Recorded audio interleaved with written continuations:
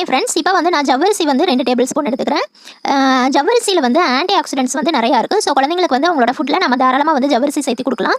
So ஜவ்வரிசி வந்து நல்லா வறுத்துக்கலாம், ஒரு லைட் ப்ரௌனாக மாற வரைக்கும். அதாவது ஜவ்வரிசி வந்து நீங்கள் வறுக்க ஆரம்பிச்சோடனே அது வந்து நல்லா பொரியும், படப்படன்னு பொரிய ஆரம்பிக்கும். ஸோ அது வரைக்கும் நல்லா வறுத்துட்டு அதுக்கப்புறம் ஜவ்வரிசி வந்து நம்ம எடுத்துக்கலாம். ஒரு 2 to 3 மினிட்ஸ் லோ ஃப்ளேமில் வச்சிங்க அப்படின்னா இப்போ பார்த்தீங்கன்னா தெரியும், அது நல்லா பொரிய ஆரம்பிக்கும் லைட்டாக, பார்த்தீங்களா? ஓகேவா? ஸோ இந்த மாதிரி ஆனோடனே வந்து நம்ம தனியாக அதை வந்து ஒரு பிளேட்டுக்கு வந்து மாற்றிக்கலாம்.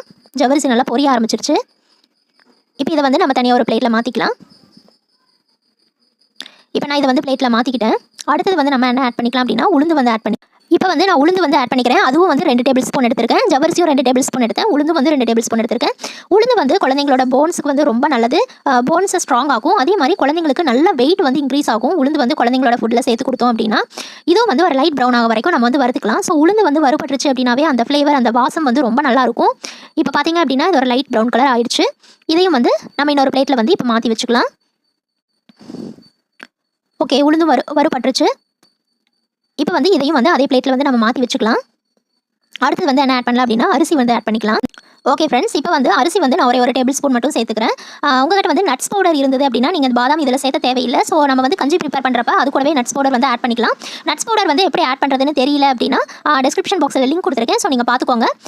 நட்ஸ் பவுடர் இல்லை அப்படின்னா இந்த 2 பாதாம் மட்டும் இந்த அரிசி கூட வந்து சேர்த்துக்கோங்க. இப்போ அரிசி அதுக்கப்புறம் பாதாம் ரெண்டுமே வந்து நல்லா வறுபட்டுருச்சு. இதையும் வந்து நம்ம அந்த பிளேட்டில் வந்து மாற்றிக்கலாம். நான் பிளேட்டில் வந்து அதையும் மாற்றிக்கிட்டேன். இப்போ வந்து இந்த ஜவ்வரிசி, அதுக்கப்புறம் உளுந்து, அதுக்கப்புறம் அரிசி, பாதாம் இது எல்லாமே வந்து வறுத்து வச்சுருக்கோம் இல்லையா? இது ஒரு 10 மினிட்ஸ் ஆற விட்டுருங்க. அந்த சூடு ஃபுல்லாக ஆறட்டும். அதுக்கப்புறம் நம்ம வந்து மிக்சிக்கு வந்து மாற்றிக்கலாம். மிக்சியில் மாற்றி நல்ல ஒரு ஃபைன் பவுடராக வந்து அரைச்சி எடுத்துக்கலாம். ஸோ எந்த கட்டியும் இல்லாமல், குருணையும் இல்லாமல் நல்ல ஒரு ஃபைன் பவுடராக வந்து அரைச்சி எடுத்துக்கலாம். இப்போ பார்த்தீங்க அப்படின்னா நான் வந்து ஒரு நைஸ் பவுடராக அரைச்சி எடுத்துக்கிட்டேன். இதுவே நீங்கள் வந்து அளவு வந்து எல்லாமே கொஞ்சம் அதிகமாக போட்டு நிறைய அரைச்சி ஒரு ஏர்டைட் கண்டெய்னரில் போட்டு வச்சுட்டிங்க அப்படின்னா குழந்தைங்களுக்கு தேவைப்படுறப்ப டக்குன்னு எடுத்து போட்டு கஞ்சி வந்து ப்ரிப்பேர் பண்ணி கொடுத்துடலாம். இப்போ வந்து நம்ம இந்த பவுடரை வச்சு கஞ்சி வந்து எப்படி ப்ரிப்பேர் பண்ணுறது அப்படின்னு சொல்லி பார்க்கலாம். ஓகே ஃப்ரெண்ட்ஸ், இப்போ வந்து ஒரு பாத்திரத்தில் வந்து நான் ஒரு 3/4 கப் தண்ணி ஊற்றிக்கிறேன். ஸோ 3/4 கப் தண்ணிக்கு வந்து ஒரு 3 டேபிள் ஸ்பூன் போட்டால் போதும். ஸோ குழந்தைங்க எந்த அளவுக்கு சாப்பிடுவாங்களோ அந்த அளவுக்கு மட்டும் பவுடர் ஆட் பண்ணிக்கோங்க. ஒரு 3 டேபிள் ஸ்பூன் பவுடர் வந்து நான் ஆட் பண்ணிக்கிறேன்.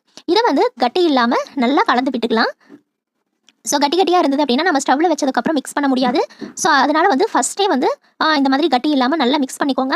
இதில் வந்து சால்ட்டும் ஆட் பண்ணிக்கலாம், ஸ்வீட்டும் ஆட் பண்ணிக்கலாம். உங்கள் குழந்தைக்கு வந்து ஸ்வீட் பிடிக்காது அப்படின்னா நீங்கள் little bit of salt add பண்ணி இந்த கஞ்சி வந்து ப்ரிப்பேர் பண்ணிக்கலாம். இப்போ வந்து இது ஸ்டவ்வில் வச்சுக்கலாம். இப்போ வந்து ஸ்டவ்வில் வச்சுட்டு நல்லா மிக்ஸ் பண்ணிக்கோங்க. ஸோ ஒரு 3 to 4 மினிட்ஸில் வந்து இது நல்லா குக் ஆயிரும். ஸோ கஞ்சி பதத்துக்கு வந்து வந்துடும். உங்களுக்கு வந்து ரொம்ப தண்ணியாக இருக்கிற மாதிரி இருந்தது அப்படின்னா மறுபடியும் ஒரு 2 நிமிஷம் சேர்த்து விட்டீங்க அப்படின்னா அது வந்து கெட்டியாயிரும். ஸோ ஒன்றும் கவலைப்பட தேவையில்லை. நல்லாவே வந்து மிக்ஸ் பண்ணிக்கோங்க. அதாவது வந்து மீடியம் ஃப்ளேமில் வந்து வச்சுக்கோங்க ஸ்டவ்வை.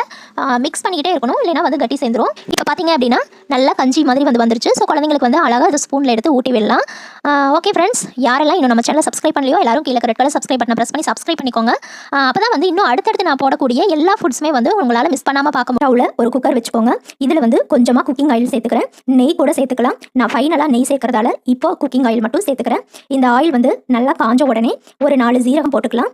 ஜீரகம் வந்து நல்லா டைஜஸ்ட் ஆகும். இந்த சாதத்துக்கு நல்ல ஒரு ஃப்ளேவர் கொடுக்கும்.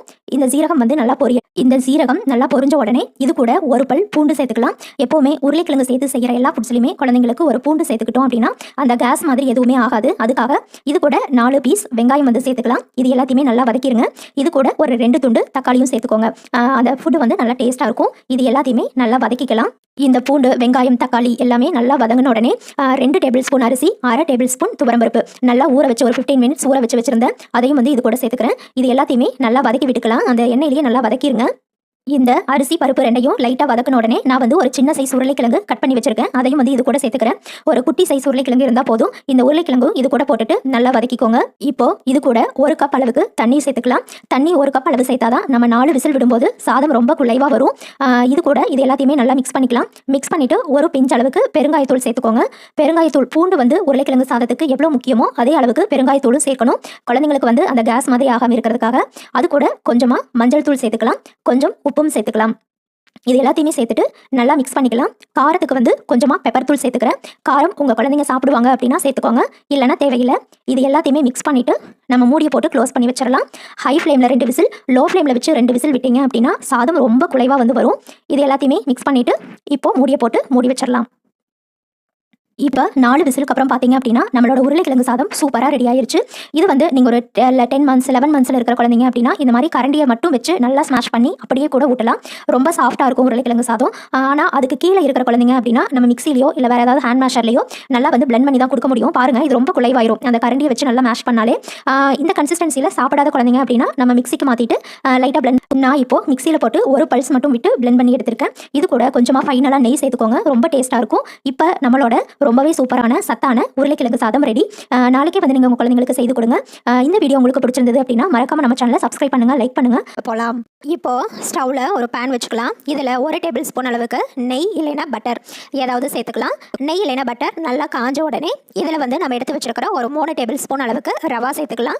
ரவா சேர்த்து இதை வந்து இந்த நெய் கூட நல்லா வந்து வறுத்து எடுத்துக்கலாம். நெய் கூட ரவாவை வறுக்கும்போது நல்ல ஒரு ஃப்ளேவர் கிடைக்கும். குழந்தைங்க சாப்பிட்றதுக்கும் நல்லாயிருக்கும். நெய் வந்து நல்லா வெயிட் கெயினும் ஆகும். டின்னருக்கு வந்து நெய் சேர்க்கலாமா அப்படின்னா 1 டேபிள் ஸ்பூன் எல்லாம் சேர்த்துக்கலாம்.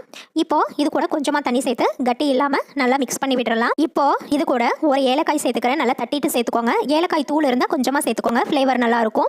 இப்போ இது கூட நான் துருவின ஆப்பிள் சேர்த்துக்கிறேன். ஆப்பிளை நல்லா துருவி வச்சுருக்கேன். நைட் வந்து ஆப்பிள் கொடுக்கலாமா அப்படின்னா தாராளமாக கொடுக்கலாம். ஏன்னா நம்ம ஃபுட்டு கூட சேர்த்து குக் பண்ணி தானே கொடுக்குறோம். ஸோ இந்த ரவா கூட சேர்த்து இதையும் நல்லா மிக்ஸ் பண்ணி வேக வச்சுக்கோங்க. தண்ணி பத்தலைன்னா கொஞ்சமாக இடையில தண்ணி சேர்த்து நல்லா வேக வச்சுக்கோங்க. ஆப்பிள் வந்து கொஞ்சம் ஒரு பாதி குக்கான உடனே இதில் கொஞ்சமாக பாதாம் பவுடர் இல்லைனா நட்ஸ் பவுடர் சேர்த்துக்கலாம். இது ரெண்டும் சேர்க்காம கூட விட்டுறலாம், உங்கள் விருப்பம் தான். மார்னிங்கெல்லாம் அந்த ஃபுட்டு செய்கிறீங்க அப்படின்னா தாராளமாக நீங்கள் ஒரு பாதாம் பவுடரோ இல்லை நட்ஸ் பவுடரோ போட்டு ரொம்ப ஹெல்த்தியாக கொடுக்கலாம். குழந்தைக்கு நல்லாவே வெயிட் கெயினிங்கும் ஆகும். இப்போது இதையும் சேர்த்து நல்லா மிக்ஸ் பண்ணிவிட்டு இது எல்லாத்தையும் நல்லா இப்போது இந்த ரவா ஆப்பிள் ரெண்டுமே வந்து நல்லா சூப்பராக வெந்துட்டுருக்கு. பாருங்கள் எவ்வளோ சாஃப்டாக வெந்துட்டுருக்குன்னு. இப்போது இந்த ரவா ஆப்பிள் ரெண்டுமே வந்து நல்லா வெந்ததுக்கப்புறம் ஸ்டவ் ஆஃப் பண்ணிவிட்டு நான் ஒரு மேஷர் வச்சு இதை நல்லா மேஷ் பண்ணிடுறேன். நீங்கள் கரண்டியே வச்சு மசிச்சா கூட நல்லா மசிஞ்சிருவாங்க. ஆப்பிள் நல்லா வெந்துருச்சு அப்படின்னா கரண்டி வச்சு மசிச்சா நல்லா பியூரி மாதிரி ஈஸியாக மசிஞ்சு வந்துடும். இந்த மாதிரி நல்லா மேஷ் பண்ணிவிட்டு ஃபைனலாக இது கூட கொஞ்சமாக பால் சேர்த்துக்கலாம். மேஷ் பண்ணுறது பால் சேர்க்கறது எல்லாமே ஸ்டவ் ஆஃப் பண்ணிட்டு தான் செய்யணும். பால் வந்து ஆப்ஷனல் தான். பால் குடிக்கிற குழந்தையாக இருந்தால் கொஞ்சமாக பால் சேர்த்து இந்த மாதிரி செஞ்சு கொடுத்தீங்கன்னா நான் டேஸ்ட் வந்து ரொம்ப நல்லாயிருக்கும். பால் குடிக்காத குழந்தையாக இருந்தால் எதுவுமே தேவையில்லை, ஜஸ்ட் மேஷ் பண்ணி மட்டும் ஊட்டி விட்டால் போதும். இப்போ பாருங்கள் நல்லா சாஃப்டாக இருக்குது. அதே மாதிரி ஆப்பிள் பால் எல்லாமே நல்ல ஸ்டொமக் ஃபில்லிங்காகவும் இருக்கும். குழந்தைக்கு வந்து நல்லா தூக்கமும் வரும். இல்லை ஸ்வீட்டுக்கு வந்து நான் எதுவுமே சேர்க்கலை, ஏன்னா ஆப்பிள் இருக்கிற அந்த ஸ்வீட்டே போதும். உங்களுக்கு ஸ்வீட் ஏதாவது தேவைப்பட்டால் ஃபைனலாக வந்து பாலெல்லாம் சேர்த்துட்டு கொஞ்சமாக நாட்டு சக்கரை அந்த மாதிரி ஏதாவது சேர்த்து மிக்ஸ் பண்ணி ஊட்டி விடுங்க. மைல்டு ஸ்வீட்டாக இருக்கும், நல்ல ஸ்டொமக் ஃபில்லிங்காகவும் இருக்கும். ஓகே ஃப்ரெண்ட்ஸ், உங்களுக்கு இந்த ரெசிபி பிடிச்சிருந்ததுன்னா மறக்காம நம்ம சேனலை சப்ஸ்கிரைப் பண்ணுங்கள், லைக் பண்ணுங்கள். அதே மாதிரி உங்களுடைய கருத்துக்களையும் கமெண்ட்டில் சொல்லுங்கள். Thank you friends.